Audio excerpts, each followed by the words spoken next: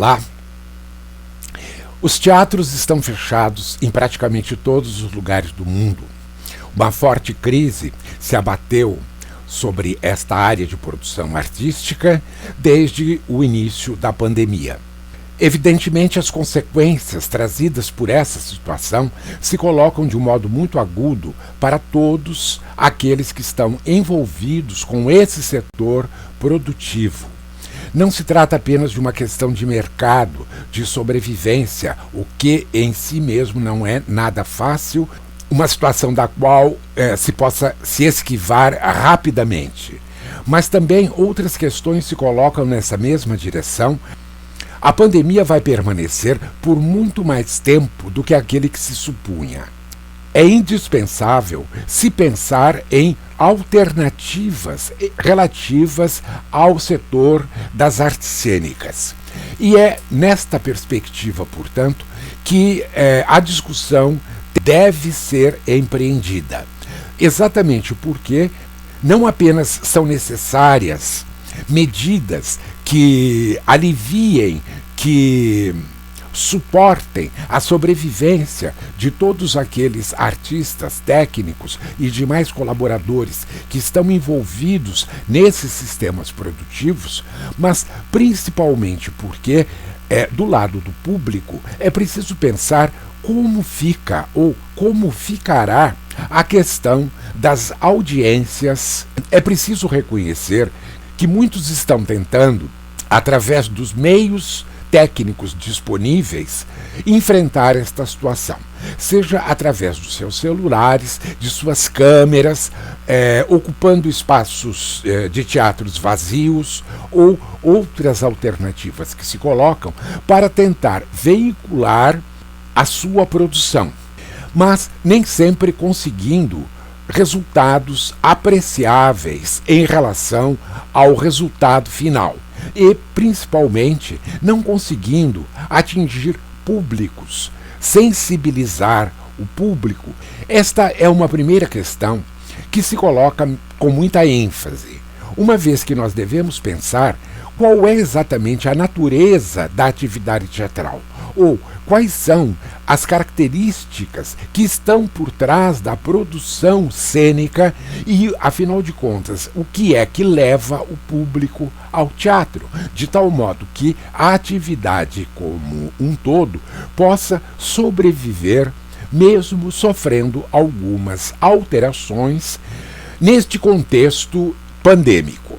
Antes de mais nada, é preciso lembrar que o teatro é, sobretudo, encenação. Evidentemente, o trabalho de toda a equipe criativa é da mais alta importância, começando pelos intérpretes ou os performers e passando por toda a galeria de artistas que contribuem para aquela produção e até mesmo os colaboradores. Diante, portanto, dessa constatação, é preciso recordar que os meios técnicos sempre estiveram muito próximos da encenação, de tal modo que não se pode desligar uma coisa da outra. O advento da encenação no Ocidente caminhou passo a passo com o desenvolvimento técnico, a começar pela invenção da lâmpada elétrica e a utilização da eletricidade nos ambientes cênicos. Uma associação crescente entre os recursos da encenação e os recursos tecnológicos, como é o caso, sobretudo, de Piscator e de Meyerhold, dois pioneiros em atividade desde a primeira década do século XX, e que conseguiram criar espetáculos muito poderosos, valendo-se exatamente de instrumentais tecnológicos. No caso de Piscator, esta situação fica muito mais evidenciada com a proposta que ele realizou junto com Walter Gropius da criação do Teatro Total. Um edifício que não chegou a ser construído, mas que veio a inspirar pelo brilho dos seus achados, pelas soluções que foram pensadas para dinamizá-lo enquanto um aparato narrativo de grande importância ao longo de todo o século. E muitos projetos vão se basear nas ideias desenvolvidas para o teatro total, procurando desenvolvê-las. O caso talvez emblemático e mais significativo nessa perspectiva tenha sido o de Józef Svoboda, com o emprego da lanterna mágica, um conjunto de invenções que ele desenvolveu no plano cênico e que auxiliaram sobremaneira o desenvolvimento da encenação, empregando telas, tais como elas foram inicialmente imaginadas por Edward Gordon Craig e que depois serão retomadas por Gropius no Teatro Total e que finalmente encontraram uma viabilização exatamente nas produções de Svoboda.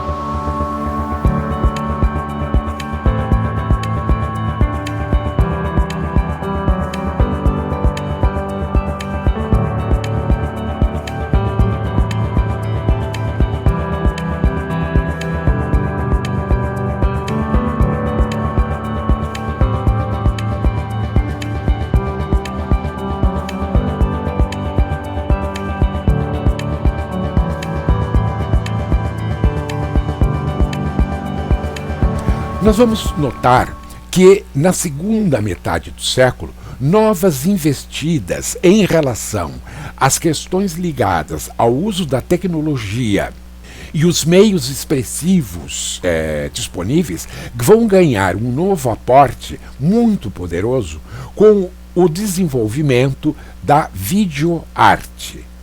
Naquele momento, ela foi chamada de intermídia, ou também de mixed media, porque misturava, porque hibridizava vários meios expressivos num só veículo, ou seja, as câmeras de vídeo portátil, por muitos artistas, não é?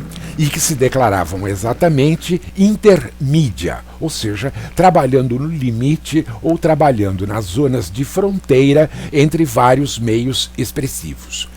A videoarte, o resultado exatamente deste grande movimento ocorrido ao longo dos anos 60 e o começo dos anos 70, produziu algumas performances extremamente poderosas e extremamente sugestivas para que se possa pensar ainda hoje a partir dos achados que ali foram pioneiramente implementados.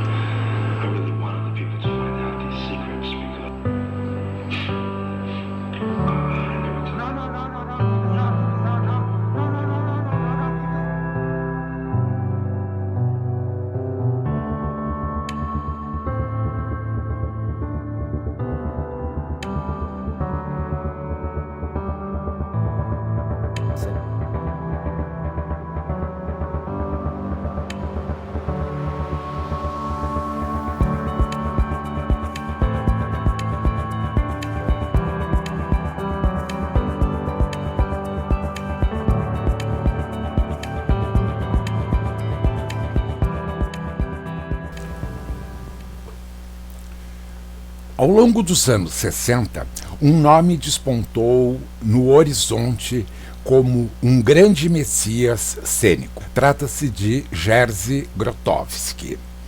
Naqueles anos, dominados pela contracultura em muitos lugares do mundo, a sua metodologia de trabalho foi percebida por muitos artistas como uma grande alternativa a um teatro engessado, um teatro que estava pouco desenvolvido e que era extremamente repetitivo em muitos lugares do mundo.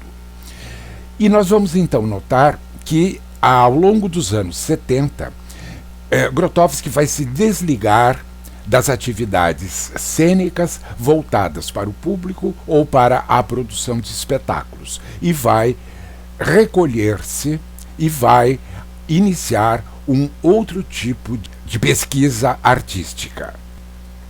Seus poucos trabalhos mostrados em países fora da Polônia causaram grande impacto em todos os lugares aonde foram assistidos. Falava-se muito em mito pessoal, em autopenetração, em energia e, sobretudo, em presença. Esses termos se tornaram clássicos, associados não apenas aos resultados obtidos pelos seus espetáculos, mas, sobretudo, relativo ao treinamento que ele desenvolvia com os seus atores.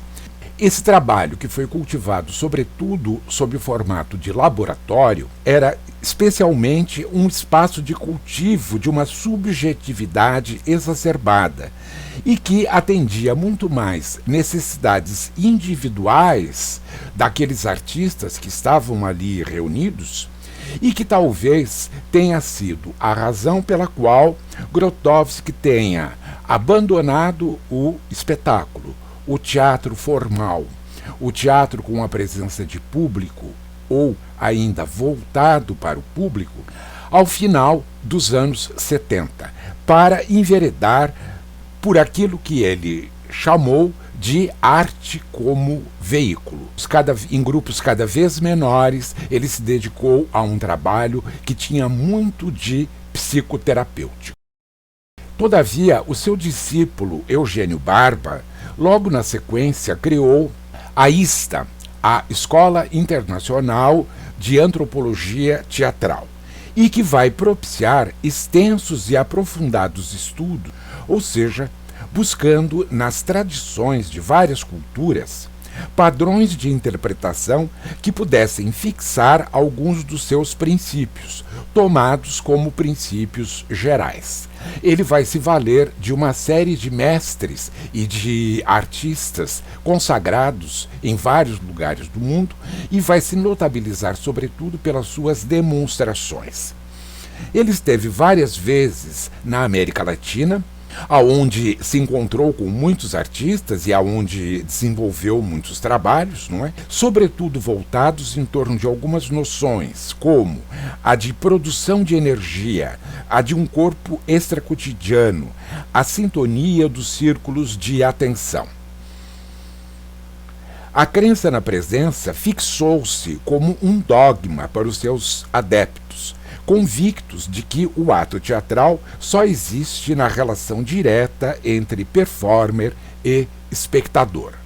Assim, nós vamos perceber que conformou-se uma verdadeira ideologia ligada a um determinado tipo de interpretação ou a um determinado tipo de teatro, fazendo com que se fixassem percepções, convicções arraigadas a esse tipo de metodologia e a esse tipo de percepção do que seja o fenômeno teatral.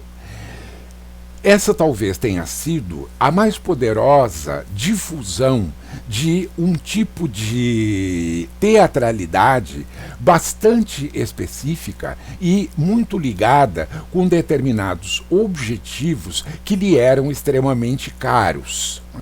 Nessa busca da antropologia teatral em relação a supostos padrões existentes em todas as culturas do mundo, reside uma de suas principais ambiguidades e, por que não dizer, contradições, como se as culturas pudessem ser reduzidas a certos padrões de semelhança, de reprodução de gestos, atitudes, comportamentos e reações assemelhadas ou idênticas em todas as latitudes e longitudes.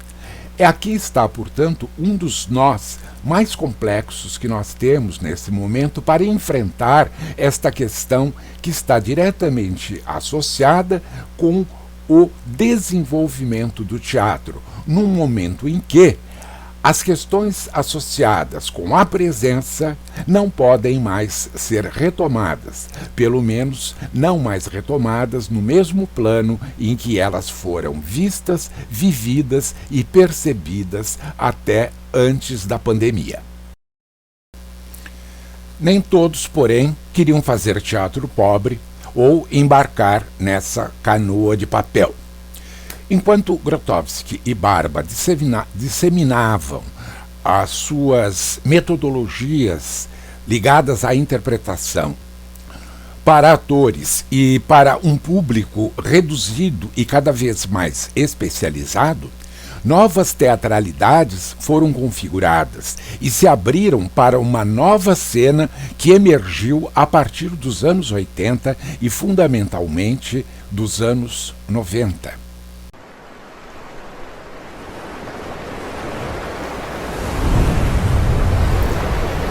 Bill Viola é um coreógrafo que adora usar água em cena. Muitas de suas criações exploram as possibilidades abertas pelos softwares, de modo a intensificarem a performance de seus bailarinos, uma vez que as ações em cena são sempre reais.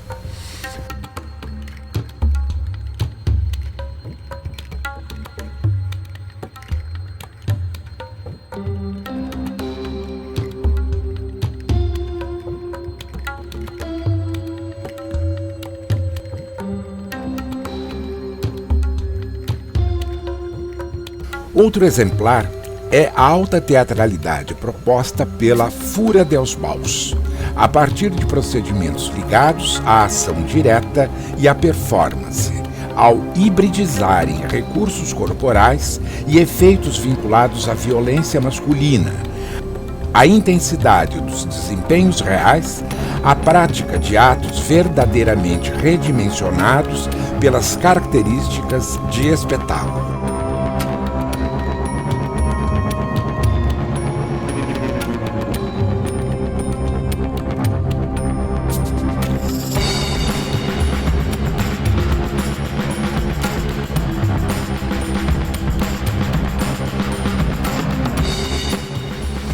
Com o tempo e a idade, os fureiros foram abandonando a cena e se tornando diretores de eventos, shows, óperas e peças teatrais que exploram efeitos visuais, sonoros, de tecnologia, de videoarte, de cinema, apostando na expansão da linguagem cênica, com frequente uso de softwares, recursos computacionais e simuladores de imagens.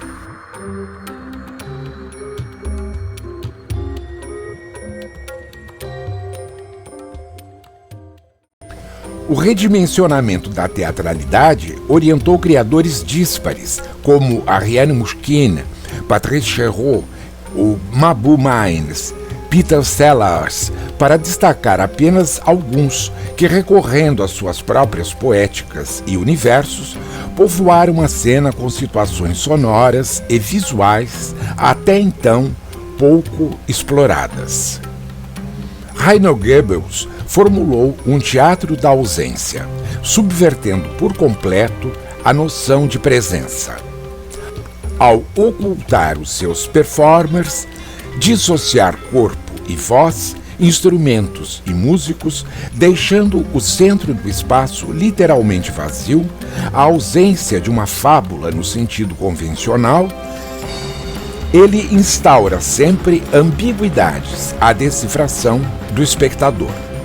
Com frequência, aciona projeções, efeitos de luz e deslocamentos cenográficos, mesmo quando monta textos dramáticos consagrados e com a ação orientada pela subjetividade das criaturas.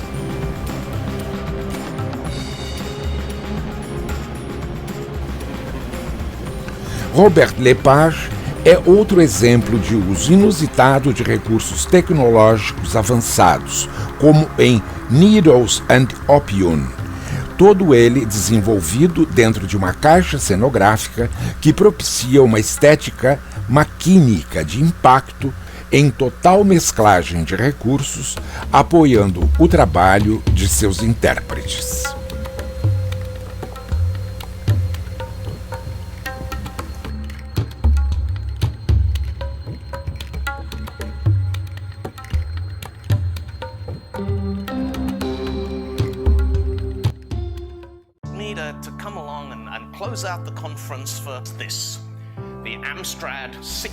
Muitos ainda pensam o software como o código que possibilita a existência de programas e aplicativos para computadores e celulares, desconsiderando que ele é produto de uma invenção e de executáveis que habilitam as máquinas em suas performances. Assim, criar softwares hoje é a atividade a que se dedicam muitos artistas, em escolas de vários países, único modo de continuarem o seu trabalho artístico para e passo com o mundo que nos cerca.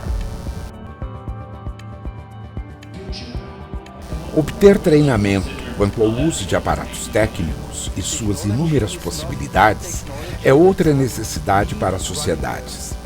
Em vários países da Europa, tais treinamentos já estão sendo efetuados para amadores e profissionais do teatro, com a finalidade de inseri-los e dar-lhes autonomia no terreno criativo, inventivo e de interação com a chamada era da internet das coisas. Obras de imersão interativas que dependem do manuseio ou deslocamento do público tornam-se cada vez mais frequentes nas instalações desde os anos 90. Com a popularização dos celulares, o emprego de avatares, telechamadas, emoticons, a presença real foi sendo substituída por outros modos de fazer contato entre indivíduos.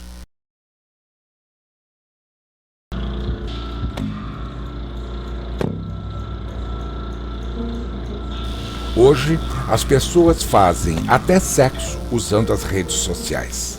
Por que então recalcar a exigência da materialização física do outro para afirmar a sua presença? O encenador Rainer Goebbels criou Stiftungsding em 2007, um espetáculo de 1h30 sem a intervenção de nenhum performer, empregando unicamente comandos digitais que executavam música, discursos gravados, efeitos nas águas da piscina central, alteravam luzes e promoviam toda a sua dramaturgia. O Rimini Protocol não dispensa o emprego de recursos tecnológicos em suas criações. Em Remote, são os fones de ouvido que guiam o grupo de participantes através de uma imersão pela cidade, olhando-a agora a partir de novos referenciais. O teatral é substituído pela teatralidade, pelos novos tempos, espaços e olhares desanuviados, conduzidos a liberarem os participantes a outros estágios de suas experiências na cidade.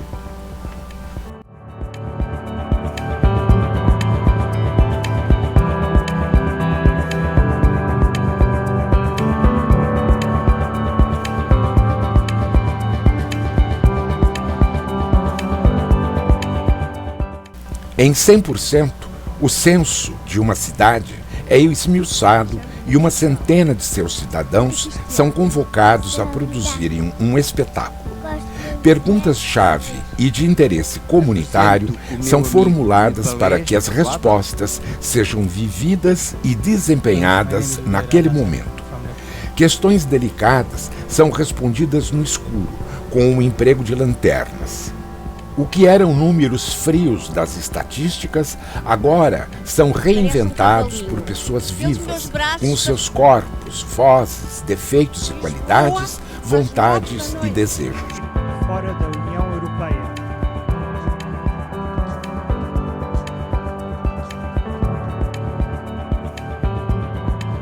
Quem acha que deveríamos ter um exército europeu em vez de exércitos nacionais?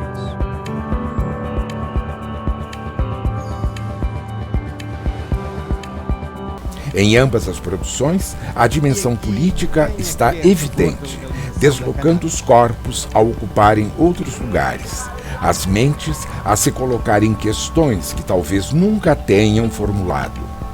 Trata-se de outra dramaturgia das percepções, uma polifonia de recursos que representam um avanço artístico da experiência teatral, que transcende a narrativa linear e ressignifica o conceito convencional de presença e intensidade.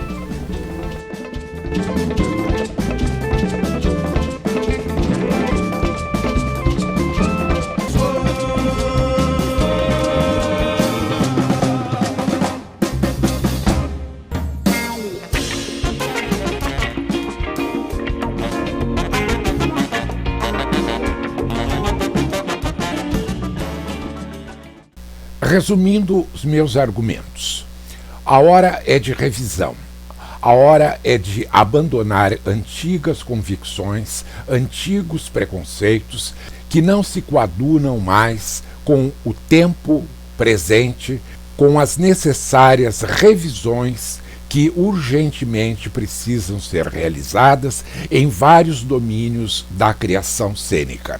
Eu espero que meus argumentos tenham obtido uma coerência na sua colocação, mas quero deixar 2 avisos. O primeiro é que, em criação, não existe fórmula. Todos os espetáculos que eu coloquei aqui foram realizados antes da pandemia, em primeiro lugar. Em segundo lugar, eles não representam nenhuma escolha pessoal ou alguma inclinação íntima de minha parte, mas tão somente como exemplificações para estes argumentos e, sobretudo, uma ilustração para que as palavras não fiquem no vazio. Falar em criação, falar em invenção, é falar sempre em inauguração de alguma coisa que ainda não é conhecida. É neste sentido que eu espero que os meus argumentos sejam compreendidos. Fiquem no canal, se inscrevam no canal e até um próximo encontro.